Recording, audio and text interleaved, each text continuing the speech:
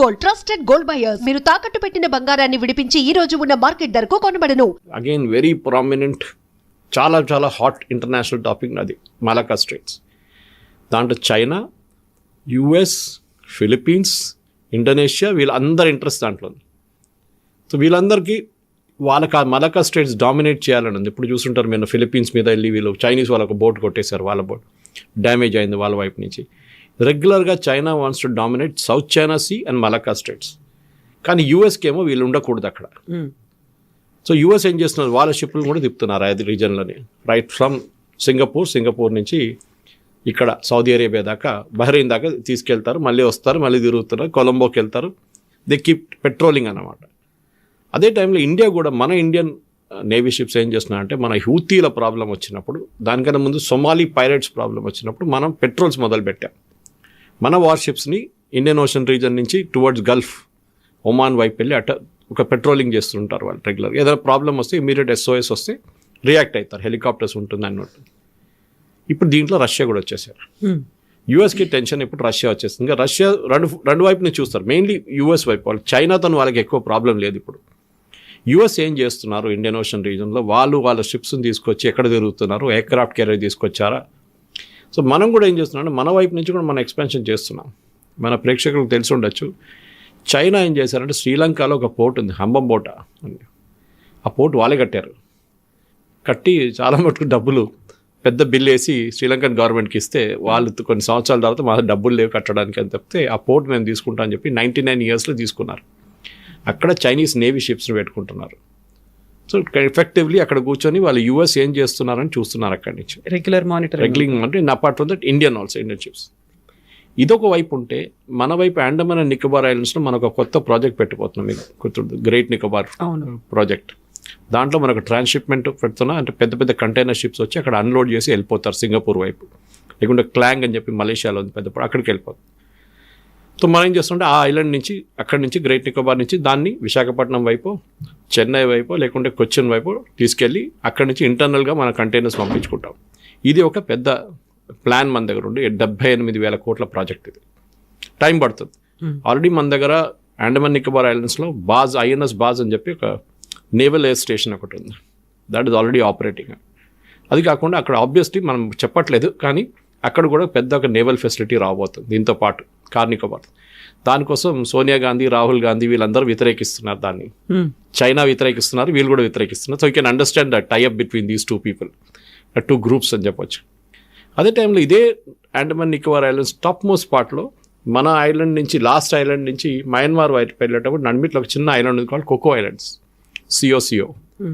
ఈ cocoa ఐలాండ్స్లో British టైంలో ఒక పాత ఎయిర్ స్ట్రిప్ ఉండే, 500 feet అంత ఉండేది. సడన్గా లేటెస్ట్ శాటిలైట్ పిక్చర్స్ చూస్తే 3,500 square feet ఎక్స్పాండ్ అయింది. అది ఎవరు చేశారా బాబు అని చూస్తే చైనా వచ్చి అక్కడ కూర్చున్నారు. వాళ్ళకంటే అక్కడి నుంచి ఇండియన్ నేవీ షిప్స్ని చెక్ చేయడము, యూఎస్ కిట బంగ్లాదేశ్ వైపు వస్తే వాళ్ళని చెక్ చేయడానికి చైనా ఐలాండ్ తీసుకున్నారు. వాళ్ళు ఆబ్వియస్లీ ఏదో టైప్ పెట్టుకున్నారు మయన్మార్లో ఉన్న మిలిటరీ వాళ్ళతో, రెజీమ్తో.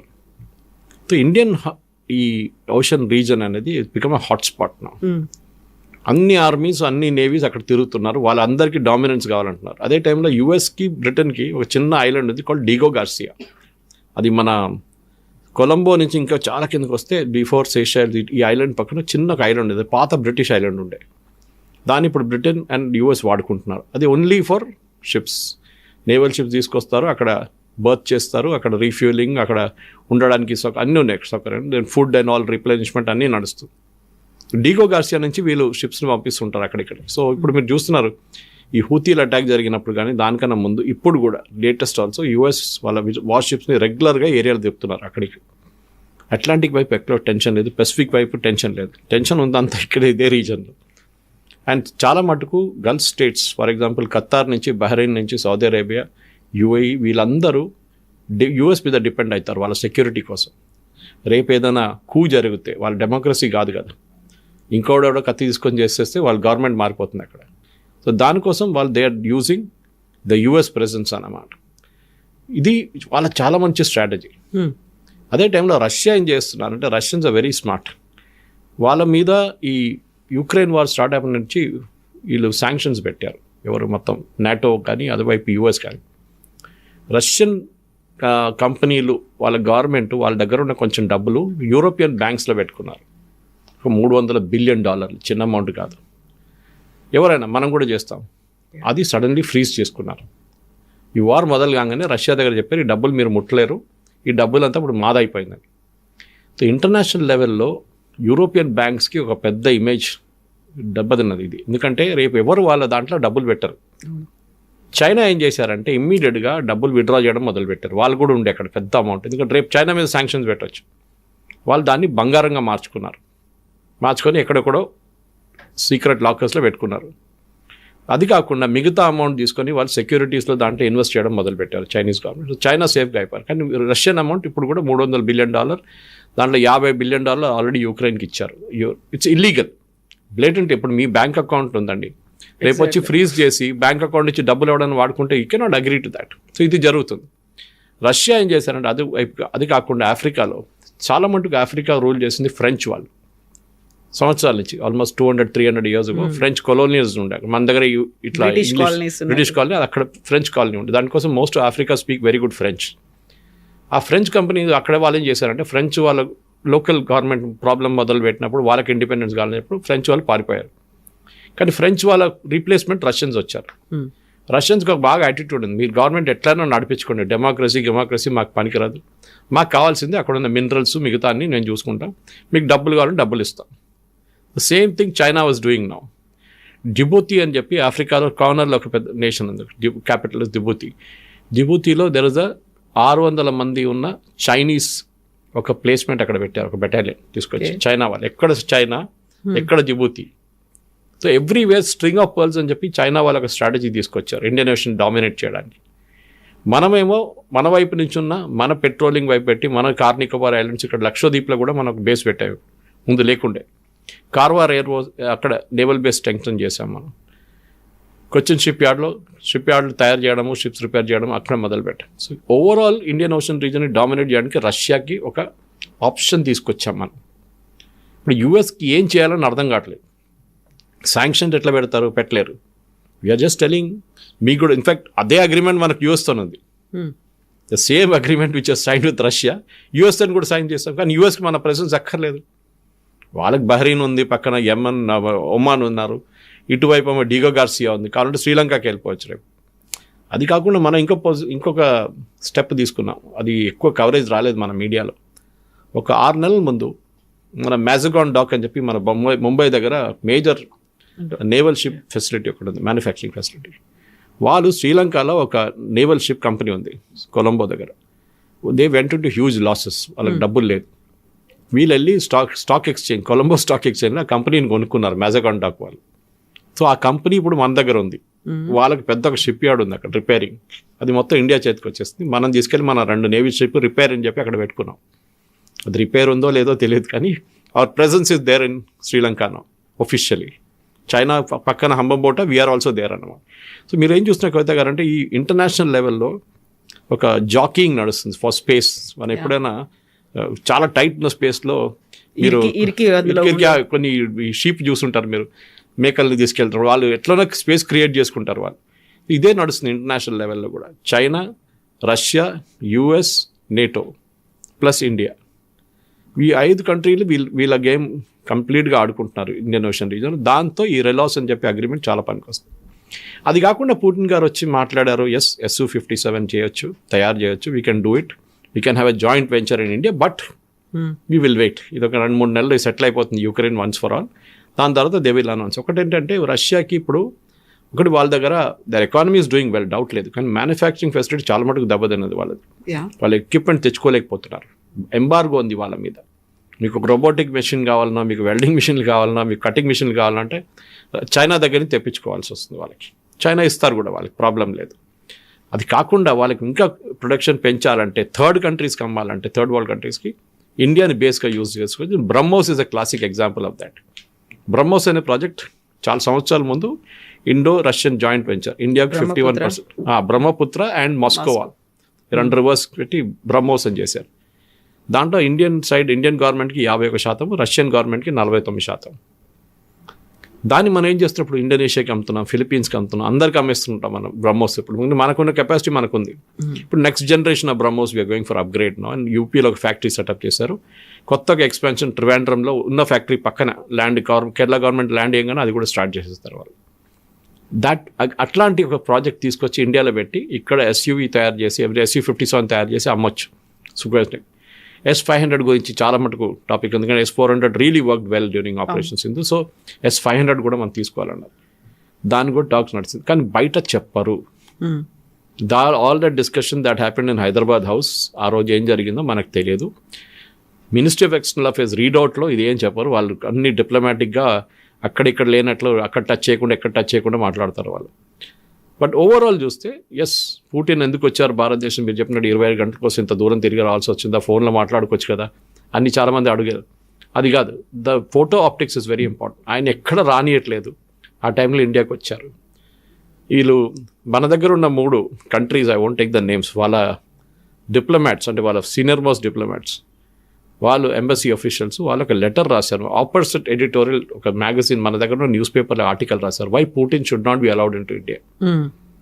ఆలోచించండి, వీళ్ళు డైరెక్ట్ వాళ్ళ గవర్నమెంట్ చెప్పకుండా వీళ్ళు రాస్తున్నారు లెటర్ ఒకటి. It is like why Putin should not be allowed in to India. వీళ్ళందరికీ ఇప్పుడు చూడండి, నిన్న ఒక స్టేట్మెంట్ వచ్చింది which is the opposite of what everything is. Zelensky వస్తున్నారంట ఒక నెక్స్ట్ మంత్ ఇండియాకి. అప్పుడు మీరు అడగవచ్చు, మొన్న పుటిన్ వచ్చారు కదా మరి జెలెన్స్కీ ఏంటంటే, దాంట్లో ఒక పెద్ద మెసేజ్ ఉంది. ఇప్పుడున్న రీకన్స్ట్రక్షన్ ఎఫర్ట్స్ అంతా వార్ ఆగిన తర్వాత అక్కడ ఒక బిల్డింగ్ కూడా స్ట్రైట్గా నిలవట్లేదు, కీవ్లో కానీ మొత్తం బాజాలాగా అయిపోయింది. అది కూడా దాన్ని రీకన్స్ట్రక్ట్ చేయాలంటే చాలా మటుకు మ్యాన్ పవర్ కావాలి. ఇప్పుడు మనం వచ్చినప్పుడు ఒక ఒప్పందం చేశాం, 5-6 చేశారు. ఒక ఒప్పందం చాలా ఇంపార్టెంట్ ఒప్పందం ఏంటంటే, రష్యాలో మ్యాన్ పవర్ లేరు. బిల్డింగ్లు కట్టడానికి, రోడ్లు వేయడానికి, ఈ డ్యామేజ్ అంతా జరిగింది కదా ఇంత మళ్ళీ రీకూప్ చేయడానికి, ఫ్యాక్టరీలు కట్టడానికి మనుషులు లేరు. సో భారతదేశం నుంచి blue and white collared workers అంటే managerial level and worker level మనం ఒక నంబర్ ఐడెంటిఫై చేసి వాళ్ళ రష్యాకి పంపిస్తాము. That is government to government deal. మనం ఇజ్రాయెల్తో చేయించుకున్నాం చూడండి, అదే ఇజ్రాయెల్ వైపు కూడా కన్స్ట్రక్షన్ చాలా బాగా నడుస్తుంది. చాలామంది ఇండియన్స్ని అక్కడ పంపించారు. So it will be not at the private level, government to government. Haryana government వాళ్ళ మనుషులు పంపించారు, పంజాబ్ వాళ్ళు పంపించారు, సౌత్ నుంచి కూడా ట్రై చేస్తున్నారు, కేరళ వైపు నుంచి కొంతమంది. అట్లనే గవర్నమెంట్ టు గవర్నమెంట్ డీల్ ఉంటుంది అది. సో రష్యాకు కూడా మనం మ్యాన్ పవర్ సప్లై చేయబోతున్నాం. ఒక టైంలో దుబాయ్ కన్స్ట్రక్షన్ నడిచినప్పుడు, ఆ గల్ఫ్ స్టేట్స్లో కన్స్ట్రక్షన్ నడిచినప్పుడు చాలా మంది కేరళ నుంచి చాలామంది వెళ్ళి పనిచేశారు అక్కడ. Now that construction phase is over అక్కడ. Now it's only question of growth వాళ్ళకి. ఇప్పుడు మన దగ్గర ఉన్న ఈ రష్యాతోని ఒప్పందంతో ఏమవుతుందో మన వర్కర్స్ కూడా అక్కడ వెళ్తారు. సో క్వశ్చన్ అక్కడ వచ్చిందంటే, ఇప్పుడు ఇట్లాంటి ఫ్రీజింగ్ ఏరియాస్కి వెళ్తే వీళ్ళు ఎట్లా ఉంటారు, వీళ్ళకి హ్యాబిట్ లేదు అది, -20 degrees, -10 degrees. So Russia side we will create appropriate facilities వాళ్ళ కోసం. అది ఏదైనా టెక్నాలజీ వైజ్ వాళ్ళ వార్మ్ హౌసెస్ ఉండాలనో లేకుంటే క్లోదింగ్ ఉండాలి, అదంతా మేము అరేంజ్ చేస్తాం, కానీ మాకు వర్కర్స్ కావాలి. ఇట్లాంటి కొన్ని 5-6 ఒప్పందాలు జరిగింది అంత తర్వాత, కానీ ఇంపార్టెంట్ అంతా పక్కన పెట్టారు, మాట్లాడుకున్నారు. మూమెంట్ యుక్రెయిన్ వార్ కాగానే ఇది అంతా బయటకు వస్తుంది. ఒకటి మనం మర్చిపోకూడదు, Russia is been a fair weather friend. అంటే ఎప్పుడు మనకు ప్రాబ్లం ఉన్నప్పుడు రష్యా మనతో ఉన్నారు. 71 వార్ కానివ్వండి, మిగతా వార్లు అన్నిట్లో కూడా రష్యా వాజ్ దేర్ విత్. దానికోసం యుక్రెయిన్ వార్ని భారతదేశం వాళ్ళ దగ్గర ఖండించలేదు. There is no place for war అని చెప్పారు Modi garu. It should be a negotiation for peace. కానీ ఎప్పుడైనా యునైటెడ్ నేషన్స్ రెజల్యూషన్ ఏమైనా పాస్ అవడానికి వస్తే అగెయిన్స్ట్ రష్యా, భారతదేశం దాని నుంచి అబ్స్టైన్ చేస్తారు. We will not participate in the vote. అది చాలా important. So Kavitha garu, end of the day ఒక పుటిన్ గారు కూడా వచ్చింది ఇంటర్నేషనల్ లెవెల్లో. మీరు చూడండి, జెఫ్రీ సాక్స్ నుంచి, ప్రొఫెసర్ నుంచి, ఇవాళ నేను చూసాను ఆల్మోస్ట్ ఒక 25-26 వీడియోలు నడుస్తుంది. దాంట్లో 2-3 చూసాను నేను ఇప్పుడు దాకా. అంతే అందరు మాట్లాడుతున్నట్టు it is the master stroke by India. ఇప్పుడు యూఎస్కి ఏం చెప్పలేకపోతున్నారు వాళ్ళు. పుటిన్ని వాళ్ళు తిట్టలేరు, ఎందుకంటే they are speaking to him. మన ట్రంప్ సన్నిలో అక్కడ కుష్నర్ గురించి మాట్లాడుతున్నారు, స్టీవ్ విట్కాఫ్ ఇస్ దేర్, వీళ్ళందరూ క్రెమ్లిన్ ఉన్నారు. అదే టైంలో వీరు పుటిన్ తిట్టలేరు. In fact before coming to India 6 గంటల సేపు ముందు దాకా Putin was speaking to him. మన ఇండియా టుడే ఇంటర్వ్యూ గురించి మాట్లాడాము. So they were there. In fact మళ్ళీ వెళ్తున్నారు, ఇంకో టీం వెళ్తున్నారు. అంటే దెర్ ఇస్ సంథింగ్ హ్యాపెనింగ్. ఎందుకంటే ట్రంప్ అయితే జెలెన్స్కీని పక్కన పెట్టేశారు. He is not a reliable fellow అని తెలిసిపోయింది. అంటారు కదా, you elect a comedian and will get a circus అని చెప్పి. Zelensky is typical of that. ఈ పరిస్థితుల్లో రష్యాకి యుఎస్కి relationship, especially Trump and Putin చాలా మంచి రిలేషన్షిప్ ఉంది వాళ్ళకి. They are really good friends. దాని గురించి చూడండి, ఇప్పుడు దాకా ట్రంప్ రష్యా మీద శాంక్షన్స్ అంటారు కానీ పుటిన్ మీద ట్రాన్సాక్షన్ ఎక్కడ పెట్టలేదు. పుటిన్ మీద అరెస్ట్ వారెంట్ ఒకటి ఇంటర్నేషనల్ కోర్టులో పడింది ఒకటి, అది ఇంప్లిమెంట్ చేయడము అట్లేం లేదు. ఈవెన్ నెటన్యాహు వ్యతిరేకంగా చేశారు ఒకటి. సో పుటిన్కి ఒక ఛాన్స్ దొరికింది ఇంటర్నేషనల్ మీడియా ముందు వచ్చి మాట్లాడడంలో, which is not able to do in Russia. ఇక్కడ ఇండియాకి వచ్చి ప్రైమ్ మినిస్టర్ మోదీతో నిలబడి ప్రెస్ కాన్ఫరెన్స్లో మాట్లాడారు. ఆయన చెప్పాల్సినంత చెప్పేశారు. And definitely I think this visit next Modi గారు మళ్ళీ అక్కడికి వెళ్తే after the war I think wheel చాలా మటుకు సాలిడ్. ఎందుకంటే మనకి 5th జనరేషన్ ఎయిర్క్రాఫ్ట్ కావాలి మనకి. We have a big problem with 5th generation aircraft. మన దగ్గర లేదు. పాకిస్తాన్ చైనా వాళ్ళు ఇస్తున్నారు పాకిస్తాన్కి J-15 J-17 సిరీస్లో, మనకు కూడా కావాలి. మనకి ఇప్పుడు 500 రాకపోతే కూడా S-500 నో ప్రాబ్లం, 400 చాలా బాగుంది. మనకి ఇంకా 4 యూనిట్స్ రావాలి మనకి. మనం ఆల్రెడీ డబ్బులు కట్టేసాం దానికి. కానీ అక్కడ ప్రొడక్షన్ ప్రాబ్లం ఉంది రష్యాలో అని చెప్పి ఇంకా మనకి ఇవ్వలేదు. అది కూడా ఇచ్చేస్తే అయిపోతుంది. ఎందుకంటే ఫస్ట్ సెట్ తీసుకొచ్చినప్పుడు US పెద్ద ప్రాబ్లం క్రియేట్ చేశారు. వాళ్ళ దగ్గర ఒక కెటాసెట్ ఏదో ఒక ప్రొవిజన్ ఉంది, ఒక లా ఉంది. Under that you cannot cell weapons to India from Russia అని చెప్పి, ఒక రష్యాని కాదు ఇరాన్ నుంచి వెపన్స్ కొనలేరు, రష్యా నుంచి కొనలేరు, నార్త్ కొరియా నుంచి కొనలేరు, అట్లాంటి కంట్రీస్ మీద ఎంబాగో పెట్టారు US. కానీ అప్పుడు కూడా వి స్టూడ్ అవర్ గ్రౌండ్ అనమాట. మీ కొంటే మీ మీద శాంక్షన్స్ పెడతాం, ఎస్ నో ప్రాబ్లం అని చెప్పి మోదీ గారు S-400 కొనుక్కున్నారు. అది మనకు పనిచేసింది కూడా. US సింపుల్ ఫిలాసఫీ ఏంటంటే, మీరు రష్యా దగ్గర ఎందుకు కొనుక్కుంటారు, మా దగ్గర పేట్రియట్ మిసైల్స్ ఉంది కొనుక్కోండి. కానీ మీ రేట్ ఏమో డబ్బులు, రష్యా ఏమో 50% డిస్కౌంట్. ఇది మెయిన్ అన్నమాట. Oil was the biggest purchase. మన అందరికి తెలిసింది entire crisis started with oil purchase. మనం ఏం చేసాం, రష్యా దగ్గర నుంచి ఆయిల్ తీసుకున్నాం, ఇండియాకి తీసుకొచ్చి రిఫైన్ చేసాం, దాన్ని యూరోప్కి అమ్ముకున్నాం, US కూడా అమ్మేసాం. మనం డీజిల్ దీని నుంచి క్రూడ్ ఆయిల్ ప్రాసెస్ చేసి డీజిల్ తీసుకు యూక్రెయిన్కి అమ్ముకున్నాం.